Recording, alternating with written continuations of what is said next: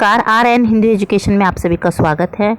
आज हमारे अध्ययन का विषय है कामायनी महाकाव्य, जो कि जयशंकर प्रसाद द्वारा रचित रचना है। तो जैसे कि आप सभी जानते हैं कि हमने नेट सेट प्रिपरेशन की सीरीज चालू की है, जिसमें हम उन महत्वपूर्ण प्रश्नों को लेते हैं जो कि हमारे नेट के एग्ज़ाम में पूछे जाते हैं। ये सभी प्रतियोगिताओं के लिए उपयुक्त है और इसमें जो हमने लिया है वो इम्पॉर्टेंट प्रश्न उत्तर भी है। प्रश्न लिया है, उत्तर लिया है और उसके आधार पर ही जो महत्वपूर्ण तथ्य है केवल उन्हीं को लिया है जो कि आपकी परीक्षा के दृष्टिकोण से उपयुक्त है। इसमें कोई संदेह नहीं है कि बहुमुखी प्रतिभा संपन्न साहित्यकार श्री जयशंकर प्रसाद रचित कामायनी उनकी अंतिम किंतु सर्वश्रेष्ठ काव्य कृति है। यहाँ यह ध्यान में रखना चाहिए कि कामायनी महाकाव्य 15 सर्गों में विभाजित है। जो कामायनी है वो एक तो महाकाव्य है और ये कामायनी 15 सर्गों में विभाजित है।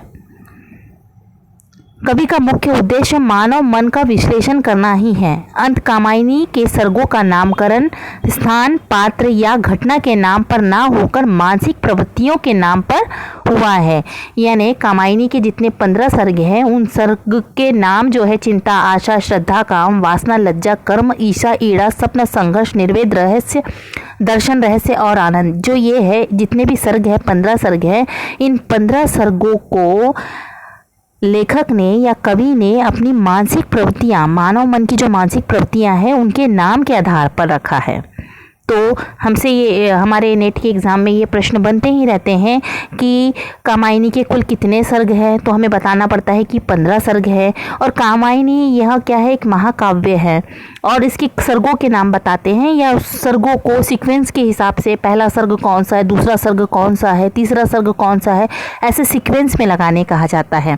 तो हमें एक तो हम ट्रिक के माध्यम से याद कर सकते हैं ये 15 सर्गों को सीक्वेंस में लगाना। तो ये भी प्रश्न बनते हैं।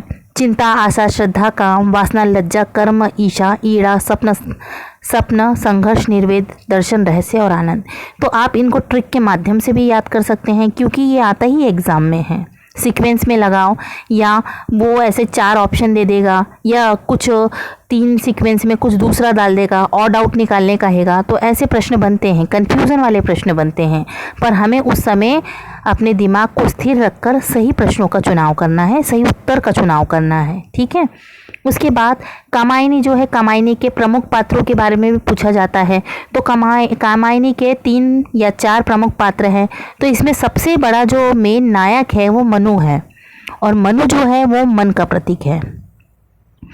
इसमें जो श्रद्धा है वो हृदय का प्रतीक है और जो ईड़ा है वो बुद्धि का प्रतीक है और जो कुमार है, श्रद्धा और मनु का बेटा जो कुमार है वो किसका प्रतीक है, वो मानव मन का, ठीक है, मानव का प्रतीक है। देखिए कामायनी की जो कथा वस्तु का आधार है ऋग्वेद और छंदोगय उपनिषद, सतप्रत ब्राह्मण और तथा श्रीमद् भागवत है, ठीक है ना। कामायनी की जो कथा वस्तु है वो तो एक पौराणिक कथा के आधार पर आधारित है। उसमें जो किरदार लिए हैं मनु, श्रद्धा, तो ये पौराणिक ग्रंथों के आधार पे लिया है। तो कौन से पौराणिक ग्रंथ है तो हम बता सकते हैं ऋग्वेद है, छंदोगद उपनिषद है, शतपथ ब्राह्मण है और श्रीमद् भागवत कथा है। यानी कामायनी को पौराणिक काल्पनिक पात्रों के माध्यम से मानव मन का उत्कृष्ट संवेदनाओं को यहाँ प्रकट करने का कार्य किसने किया है, जयशंकर प्रसाद ने किया है। और जो 15 सर्ग है वो मानव मन के प्रतीक हैं, ठीक है, मानव की मनोवृत्ति का प्रतीक है। कामायनी में वर्णित घटनाक्रम सतप्रत ब्राह्मण से लिया गया है। ये प्रश्न बनता है कि जो उनके घटनाक्रम है वो किससे लिया गया है, तो आप बता सकते हैं कि सतप्रत ब्राह्मण से लिया गया है। कामायनी की बाह्य ढांचा काफ़ी हद तक प्रसाद के कामना नाटक से मिलता है। जो कामायनी का जो बाह्य ढांचा है ना, बाहरी ढांचा है, वो बहुत अधिक प्रमाण में कामना नाटक जो है उनका, उनसे वो मेल खाता है। तो ये भी प्रश्न बनते हैं। कामायनी में जिस आनंदवाद की अभिव्यक्ति हुई है उसे प्रसाद एक गुट एकांकी में पहले ही प्रतिष्ठित कर चुके हैं। कामायनी में जो आनंद की बाद में जो आखिरी वाला जो सर्ग है उसमें आनंद की किस तरह से प्राप्ति होती है, तो वो जो आनंद की अभिव्यक्ति हुई है वो एक गुट एकांकी में पहले ही लेखक ने प्रतिष्ठित कर चुके हैं। तो ये भी प्रश्न पूछा जाता है। कामायनी में प्रसाद ने मूल मनोभावों के कामायनी में प्रसाद ने मूल मनोभावों का पात्रों में रूपांतरण कर प्रथम पुरुष मनु को और प्रथम स्त्री श्रद्धा के जरिए कथा के जरिए मनुष्य के संपूर्ण अस्तित्व की कथा को क्या किया है, प्रकाश में लाया है। कामायनी के स्वप्न और संगत सर्गों में शाश्वत प्रदेश का वर्णन हुआ है। इसमें यह भी प्रश्न बनता है कि कौन से सर्ग में शाश्वत प्रदेश का वर्णन हुआ है। तो आप बता सकते हैं, एक तो स्वप्न और संघर्ष, ठीक है, इन 2 सर्गों में शाश्वत प्रदेश का वर्णन हुआ है। कामायनी में 15 सर्ग है और वो बहुत बड़ा महाकाव्य है और इसके लिए हमें संपूर्ण महाकाव्य को पढ़ना होगा। परंतु क्वेश्चन तो बहुत सारे बनते हैं, पर इम्पॉर्टेंट कौन से क्वेश्चन हैं जो हमारे प्रश्न में पूछे जाते हैं उनको पढ़ना अनिवार्य है। इसमें पूंजीवाद सभ्यता और वर्ग संघर्ष का संकेत मिलता है। इस कामायनी में पूंजीवाद सभ्यता और वर्ग संघर्ष का संकेत भी यहाँ पे मिलता है। औद्योगिकरण संबंधी प्रसंग स्वप्न सर्ग में मिलता है। देखिए, पौराणिक जितने भी ग्रंथ थे उनका आधार बनाकर कामायनी की रचना की है, परंतु ये जो रचना हुई है यह आधुनिक सभ्यता से भी मेल खाती है। आधुनिक समस्या है उसको भी यहाँ पे उजागर करने का प्रयत्न किया है। तो औद्योगिकरण संबंधी जो प्रसंग है वो स्वप्न सर्ग में मिलता है। यहाँ पर किसमें? कामायनी में। कामायनी में स्त्री और पुरुष की संरचना समझाते हुए सृष्टि के विकास में उनका योगदान संघर्ष और प्रेम के सहयोग से उपजे आनंद के आधार माना गया है। ठीक है ना। कामायनी में स्त्री पुरुष की संरचना को समझाते हुए, देखो, स्त्री पुरुष समाज पृथ्वी के संरचना के लिए या उसके विकास के लिए या उसके उद्भव के लिए स्त्री पुरुष की आवश्यकता होती है और उसके यदि उसका योगदान नहीं प्राप्त हुआ तो इस संसार को चलाना बहुत मुश्किल है। और जब स्त्री पुरुष साथ में आते हैं तो जाहिर सी बात है कि संघर्ष भी होता है, प्रेम भी होता है, सहयोग भी होता है। उन सहयोग से एक आनंद की अनुभूति होती है, उसको भी कामायनी में बताने का प्रयत्न किया है।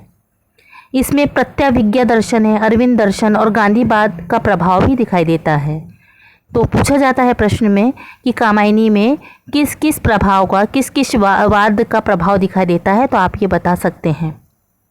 कामायनी में मुख्य रस के रूप में शांत रस है, निर्वेद रस है तथा मुख्य छंद के रूप में ताटक छंद का प्रयोग किया है। कौन से छंद का, कौन से रस का यहाँ पे प्रयोग किया है वो भी प्रश्न एग्जाम में पूछे जाते हैं। कामायनी में बुद्धिवाद के विरोध में हृदय तत्वों की प्रतिष्ठा करते हुए कवि ने शिव दर्शन के आनंदवाद को संपूर्ण जीवन के पूर्ण उत्कर्ष का साधन स्वीकार किया है। ठीक है।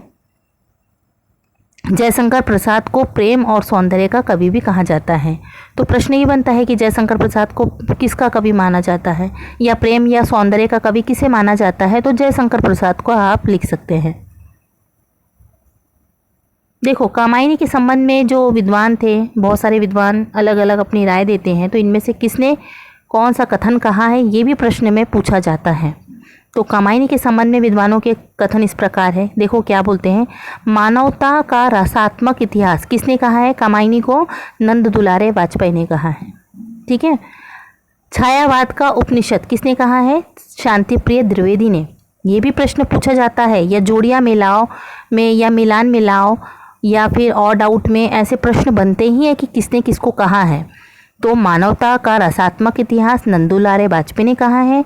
छायावाद का उपनिषद शांतिप्रिय द्विवेदी ने कहा है। मानव चेतना के विकास का महाकाव्य डॉक्टर नगेंद्र ने कहा है।